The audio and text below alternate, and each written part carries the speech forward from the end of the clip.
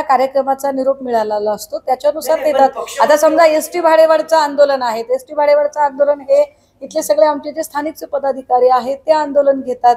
त्याच्यावर बोलायचंय तर त्यावेळेला स्पोकपर्सन म्हणून मी बोलेल.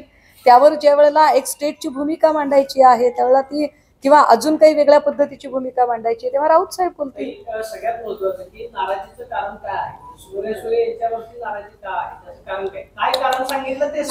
सुप्रियाताईंवरची नाराजी म्हणजे काय लगेचच हातात ढाली तलवारी घेऊन नाही, त्याची पुन्हा वेगळी अजून अंडरलाईन करून पुन्हा सगळ्यात मोठी ब्रेकिंग असं काही करण्याचं काही कारण नाही. सुप्रियाताईंवरची नाराजी म्हणजे अतिशय हक्काची माणसं आपल्याच माणसावर माणसं रागवतात. सुप्रियाताई आमच्या आहेत, हक्काच्या आहेत आणि त्यामुळे आमच्या ताईंसाठी जर आम्ही कष्ट घेतलेले असतील तर आमच्या ताईंनी आमचं सुद्धा म्हणणं ऐकलं पाहिजे असं कार्यकर्त्यांना वाटणं स्वाभाविक आहे. बस तीच भूमिका त्यांनी मांडली आणि राऊत साहेबांनी सांगितलं की येणाऱ्या काळात सुप्रियाताईंची, राऊत साहेबांची आणि सगळ्या पदाधिकाऱ्यांची एकत्र बैठक होईल. उद्धव ठाकरेंनी एमआयएम पक्षाचं संविधान स्वीकारलंय आणि मुंबई महापालिकेसाठी ते आमच्याशी चुकीची करून पाहत आहेत आणि काहीतरी पदर पाडून घ्यायचं त्यांना दिसतंय. बावनकुळेंचा प्रॉब्लेम असा आहे की ते बिचारे, खरंच मला त्यांच्याबद्दल खूप आपुलकी आणि खूप सहानुभूती आहे. एक ओबीसी नेता धडपडतो असं सुद्धा मला सातत्याने वाटतं. पण त्यांचा प्रॉब्लेम असा आहे की ते अत्यंत चुकीच्या माणसासाठी स्तुती पाठकाचं काम करत आहेत. कारण देवेंद्रजींच्यासाठी कितीही त्यांनी स्तुती पाठक म्हणून काम केलं तरी सुद्धा ज्या पद्धतीने चंद्रकांत दादा साईडलाईन झाले किंवा सुधीर मुनगंटीवारला साईडलाईन झाले, तावडे साईडलाईन झाले, अगदी त्याच पद्धतीने देवेंद्रजी बावनकुळेंना सुद्धा वापरून फेकून देणार आहेत. त्यामुळे बावनकुळेजी असलेले संबंध दुखावू नका, भानावर या. अशा स्तुती पाठकगिरीने काहीही तुम्हाला मिळणार नाही. बीड प्रकरणात आणि पुरावे समोर आले त्यानंतर काही कारवाई झाली नाही, मात्र आता बनावट अटक सुद्धा केली जाते असा आरोप जसेंनी केलाय त्या प्रकरणामध्ये. मी कालही म्हटलं माध्यमांना आणि पुन्हा एकदा सांगते, खूप लोकांना, बरं झाला हा प्रश्न काढला, ते खूप लोकांना असं वाटतंय की सुषमाताई तुम्ही फार काही व्यक्त होताना दिसत नाहीयेत. मुळात मी याच्यावर खूप वेळा व्यक्त झाली आहे. पुन्हा एकदा सांगते की आपण जे काही पुराव्यांची भाषा करत आहात, पुरावे नेत्यांना देण्यापेक्षा पुरावे आपण ॲफिडेव्हिशन द्यावं लागतं. त्या पुराव्यांचं ॲफिडेव्हिशन ऑनरेबल कोर्टला द्या, ते ॲफिडेव्हिशन तुम्ही ऑनरेबल तपास अधिकाऱ्यांना द्या, ऑनरेबल चीफ मिनिस्टरला द्या, पण ते ॲफिडेव्हिशन द्या. ते ॲफिडेव्हिशन दिल्यानंतर म्हणजे काय होईल माहितीये का, की आम्ही पुरावे दिलेत, आम्ही शपथपत्र दाखल केलंय आणि तरी सुद्धा कारवाई होत नसेल तर देवेंद्रजी उघडे पडतील आणि हे लक्षात येईल की देवेंद्रजींची इच्छाशक्ती नाहीये. देवेंद्रजींना फक्त आणि फक्त मराठा ओबीसी तणाव फक्त करायचा आहे आणि देवेंद्रजींना एक भाजपमधून कुणीतरी मराठा नेतृत्व प्रस्थापित करायचे, त्यासाठी खेळ चाललाय असं चित्र येईल. परंतु जर खरंच त्यांची इच्छाशक्ती असेल आणि पुरावे तिथे दिलेले असतील तर ते ऍक्शन घेतील. दोन्हीपैकी काहीतरी घडत असेल ना, एक तर पुरावे तरीच गेलेले नसतील किंवा पुरावे जाऊनही पोचूनही देवेंद्रजी जाणीवपूर्वक कानाडोळा करतात. दोनही परिस्थितीमध्ये अडचण होतीये ती प्रश्न विचारणारे भाजपचे आमदार आणि प्रश्नांची उत्तर द्यायची बांधिलकी असणारे देवेंद्रजी, या दोघांकडेच ती उत्तर आहे. पण एकीकडे अटक होते, कारवाई होत नाही, कारण 1 ते 1.5 महिन्यापासून हे प्रकरण सुरू आहे. सगळे पुरावे दिले जातात, धनंजय मुंडेंचा राजीनामा मागितला जातो, त्यावर कुठले नाही, शिक्षा होत नाही. दादा, मी आत्ता पण आपल्याला म्हटलं की कुणालाही जाऊन भेटून उपयोग होत नाही. तुमच्याकडे पुरावे असतील तर त्याचं ॲफिडेव्हिशन द्यावं लागतं. हे मी कायद्याची छोटीशी विद्यार्थिनी म्हणून सांगते की तुमच्याकडे पुरावे आहेत ना, धस साहेबांकडे खूप पुरावे आहेत, धस साहेबांनी त्याचं शपथपत्र दाखल केलं पाहिजे. ते शपथपत्र दाखल, एकदा शपथपत्र दाखल झालं की मग आपण देवेंद्रजींना विचारू शकतो की शपथपत्र दाखल असूनही तुम्ही का निर्णय घेत नाही. हा एक मुद्दा आहे आणि त्यामुळे ते होत नाही. दुसरी गोष्ट अशी की आपण जे म्हणताय की बनावट अटक किंवा काय, मी पुन्हा पुन्हा सांगते, जर खरंच परळी प्रकरणात, मस्साजोगच्या प्रकरणात न्याय पाहिजे असेल, जरीन पट्टेदार याची कस्टडियल डेथ कशी झाली, महादेव मुंडेचा खून कसा झाला, सौरभ भोंडवेच्या मृत्यूची संशयाची सुई कुणाकडे जाते, त्याच्या आधी मेलेला नगरसेवक पांडू गायकवाडचं काय झालं, सुरेश धसने नाव घेतलेलं 1999 साली जळून मेलेली सुचिता कळसे आणि त्यानंतर आत्महत्या केलेले तिचे वडील किंवा वेड लागलेली तिची आई, किंवा त्याच्यानंतर अनेक वैद्यनाथ कॉलेजच्या मागे सापडलेला खून करून टाकलेला मृतदेह, अशा अनेक असंख्य स्टोऱ्या तिथे सापडतील. पण या असंख्य स्टोऱ्या जर बघितल्या तर त्या स्टोऱ्यांमध्ये का बरं अजूनही सोक्षमोक्ष लागत नाही? त्याचं एकमात्र कारण खाकी वर्दीत असणारे राज्यकर्त्यांनी पोसलेले जे माणसं आहेत त्या माणसांचा नाकर्तेपणा आहे. मी पुन्हा पुन्हा हे नाव रेकॉर्डवर आणायचा प्रयत्न करते. सर्व चॅनलच्या माध्यमातून पुन्हा हे नाव रेकॉर्डवर यावं अशी इच्छा आहे, ज्या नावाकडे सगळ्या माध्यमांचं दुर्लक्ष होतंय. आपण बल्लाळ यांचं नाव घेतलं, आपण भास्कर केंद्रे यांचं नाव घेतलं. काल कोणीतरी 25-26 ची यादी वगैरे काहीतरी टाकली, पण त्या यादीतली काही नावं नक्कीच निष्पाप आहेत असं मला परळीची राहणारी म्हणून वाटते. कारण मी असंख्य म्हणजे खूप वेळा तिकडे राहिलेली आहे आणि मला माहिती आहे की तिकडे नेमकं काय घडतंय. पण यामधलं एक महत्वाचं नाव जे विसरलं जाते ते नाव आहे PI हेमंत कदम. हेमंत कदम यांची किमान 2 ते 3 वेळा आतापर्यंत इन्क्वायरी लागलेली, थांबली. ती कुणी थांबवली याची चौकशी झाली पाहिजे. जरीन पट्टेदारची कस्टडियल डेथ झाली तेव्हा हेमंत कदमच होते. मुक्ताराम गवळीला मारहाण झाली तेव्हा हेमंत कदमच होते. त्याचा व्हिडिओ पण ट्विट झाला होता, PI पोलीस स्टेशन मध्ये मारतोय. तो मारणारा जो PI आहे तो हेमंत कदम आहे. टाइम्स नाऊची महिला पत्रकार सुकेशनी नाईकवाडे हिने बातमी केली म्हणून तिला परत मारहाण आणि तिच्यावर खोटी केस टाकली, तो पण हेमंत कदमच आहे. हेमंत कदमने आतापर्यंत असंख्य लोकांवर, भैया धर्माधिकारी म्हणून तिथे एक नगराध्यक्ष आहे जे बोलणार नाहीत, असंख्य लोक आहे जे दबावापोटी अजिबात बोलणार नाहीत. भैया धर्माधिकारींवरती खोटी केस पडली पण ते शांत आहेत. कोणी टाकली? हेमंत कदम. पदाला स्थगिती देण्याचा प्रयत्न केला जात आहे. हे जर बघितलं तर निश्चितपणे देवेंद्रजींना मुख्यमंत्री म्हणून या सगळ्यांना सांभाळताना नाकी नऊ येत आहेत. किंबहुना शिंदेंना, म्हणजे जसा एक सवती मत्सर असतो तसा सवती मत्सर जणू शिंदे गटात आणि दादा गटात चाललेला आहे का असं सुद्धा वाटण्याला वाव आहे. मात्र या प्रकरणातला जो मुख्य सूत्र आहे शिवकुमार, त्यानं पोलिसांकडे माहिती दिलेली आहे की बाबा सिद्दीकी यांचे संबंध जे आहेत ते दाऊद इब्राहिमशी होते आणि 1993च्या बॉम्बस्फोटामध्ये त्यांचा संबंध होता. या संशयावरून आम्ही त्यांची गोळ्यावरून हत्या केली. तुम्ही म्हणताय की मोहित कुंभोजांचं नाव घेणं ही माहितीची कुरकुर आहे, मात्र दुसरीकडे मुख्य शूटर असं म्हणतोय की त्यांचे दाऊद इब्राहिमशी संबंध होते म्हणून आम्ही गोळ्या घातल्या. दोन परस्पर आहेत. नाही, पण समजा दाऊद इब्राहिमशी संबंध आहेत असं जरी म्हटलं तरी काय फरक पडला? अहो, दाऊद इब्राहिमशी संबंध आहेत असे आरोप करणारे देवेंद्रजी, ज्या नवाब मलिकांवर आरोप केले होते त्या मलिक साहेबांना आता त्यांनी स्वीकार केलंच का आहे की आता सगळेजण सत्तेत एकत्र आहेतच की.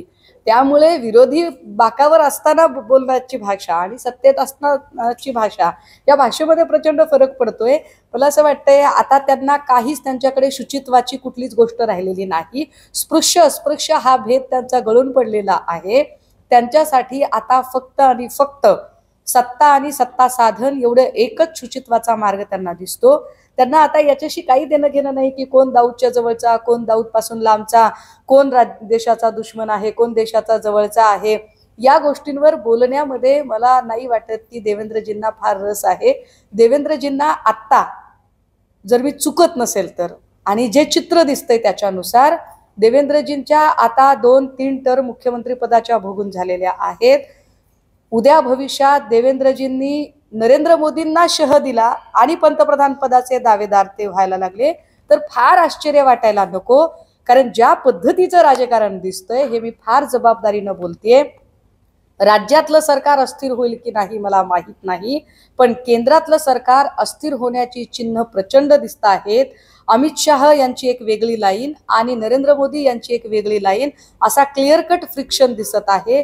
या फ्रिक्शनमध्ये पंतप्रधान पदाचे दावेदार म्हणून निश्चितपणे देवेंद्रजी भविष्यात अमित शहाच काय नरेंद्र मोदींना सुद्धा आव्हान देऊ शकतात.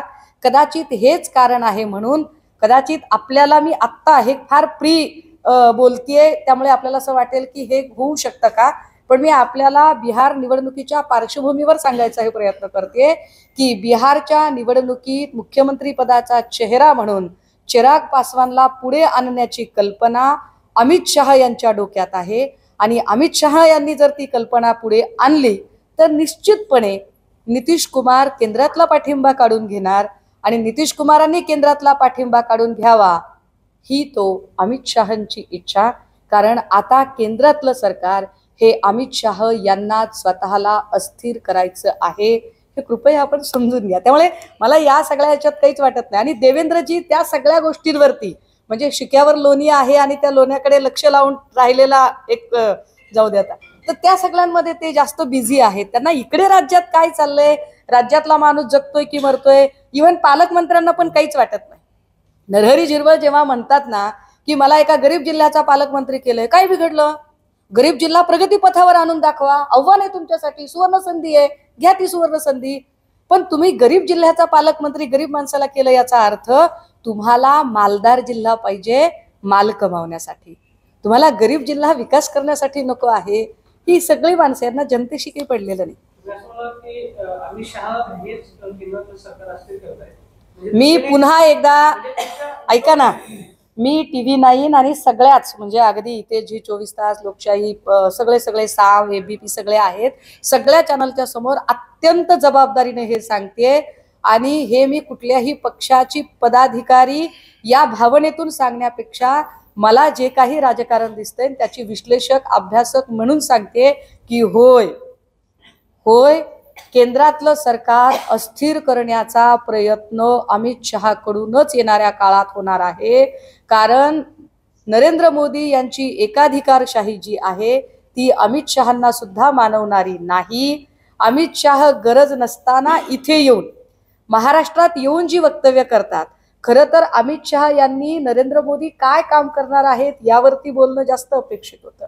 परंतु त्यांचा ज्या पद्धतीचा वावर सध्या महाराष्ट्र, कुंभमेळा किंवा सर्वत्र दिसतोय, त्यांचा ज्या पद्धतीचा वावर बिहार, चिराग पासवान याला पुढे आणण्यासाठी दिसतोय, गरज नसताना नितीश कुमारांना दुखावण्यासाठीचे त्यांचे प्रयत्न चालू आहेत, हे सगळं बघता हे म्हणण्याला प्रचंड प्रचंड स्कोप आहे की होय, केंद्रातलं सरकार अमित शहा यांनाच अस्थिर करायचं आहे.